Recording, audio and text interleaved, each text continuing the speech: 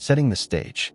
In the cold expanse of the North Atlantic and the warm waters of the Caribbean Sea, a silent but dramatic showdown is unfolding, one that may reshape global energy politics and international maritime law in the 21st century.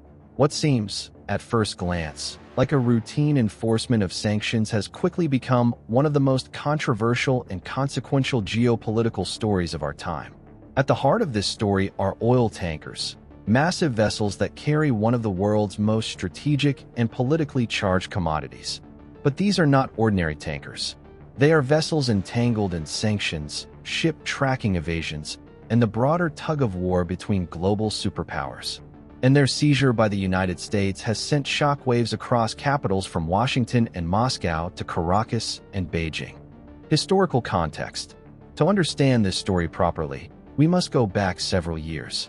Since the late 2010s, the United States has imposed sweeping sanctions on Venezuela's oil industry, aiming to strangle the revenue streams of the government of President Nicolas Maduro. Venezuela, once one of the world's largest oil exporters, saw its crude shipments decline dramatically as sanctions tightened.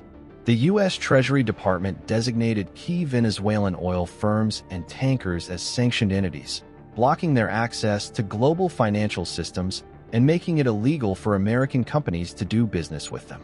In parallel, Russia, China, and Iran developed complex networks to help Venezuela keep its oil flowing to foreign markets, often involving a so-called shadow fleet, a term used to describe tankers that operate with false flags, turned-off tracking signals, and opaque ownership structures to evade detection.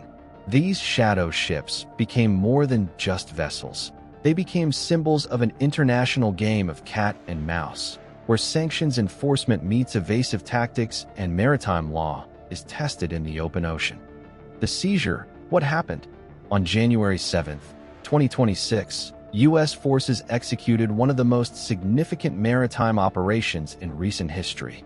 Using a combination of intelligence, Coast Guard tactical teams, and naval assets, American forces apprehended a Russian-flagged oil tanker known as the Marinera, a vessel previously registered as Bella 1 in the North Atlantic. The ship had been under surveillance for weeks after avoiding boarding attempts and changing identity and flags to hide its true connections to sanctioned Venezuelan oil shipments. In a coordinated follow-up operation, U.S. forces also seized a second tanker, the M. Sophia, in international waters near the Caribbean. This vessel was described by U.S. officials as part of the same network of shadow fleet, tankers that transport Venezuelan crude in defiance of international sanctions.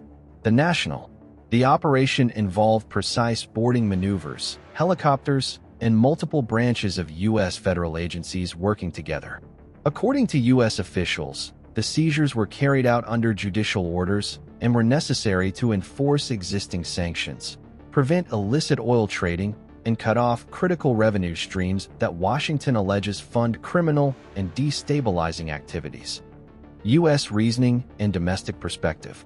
From the U.S. point of view, this aggressive enforcement is part of a broader strategy, one aimed not just at restricting Venezuela's ability to finance its government, but also at asserting American influence in the global energy market and enforcing international law as the U.S. interprets it.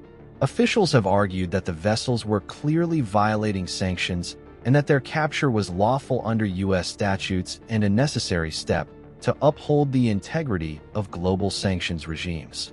Senior U.S. officials also emphasized that preventing revenue flows to sanctioned entities aligns with broader efforts to combat narcotics trafficking, criminal networks, and destabilizing influences in the Western Hemisphere.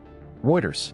By seizing these tankers, the United States also signaled its intention to potentially manage Venezuelan oil exports directly, a move that could have implications for global energy markets and strategic partnerships. Plans discussed in Washington include selling millions of barrels of Venezuelan oil to U.S. buyers or on international markets, with proceeds hypothetically benefiting the Venezuelan people under U.S. oversight. International reactions and legal controversies.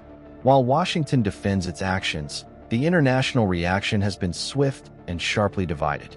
Russia, whose flag was flying on one of the seized vessels, denounced the operation as illegal and a violation of international law, with senior lawmakers even labeling the action piracy. Moscow argues that under the 1982 United Nations Convention on the Law of the Sea, no nation has the right to use force against a vessel lawfully registered to another country in international waters. China also weighed in, warning that such actions undermine global norms and could destabilize regional peace. Beijing, deeply invested in Venezuelan oil through years of loans and trade agreements, expressed concern over the broader consequences of U.S. enforcement. In Latin America, reactions varied. Some governments criticized the moves as violations of sovereignty, while others remained cautious, mindful of the region's economic ties to both the U.S. and Venezuela. Legal scholars worldwide have also been divided. Some argue that sanctions enforcement is legitimate under U.S. law, while others claim that boarding foreign flag vessels in international waters sets a dangerous precedent that could undermine the freedom of the seas. These disputes could eventually end up before international tribunals or the International Court of Justice. What comes next? As of now, the seized tankers are being brought under U.S. control, and both Washington and Moscow have signaled that they are prepared to push their respective interpretations of law and sovereignty. Diplomatic cables are undoubtedly flying between capitals, and international legal arguments are being drafted behind closed doors. Will this episode lead to further maritime confrontations? Could similar actions be taken against tankers linked to Iran or other sanctioned states? And what will this mean for the future of global trade and the freedom of the seas? Only time will tell. But what is already clear is that the oceans, long seen as neutral grounds for global commerce, have become a new front line in 21st century geopolitics.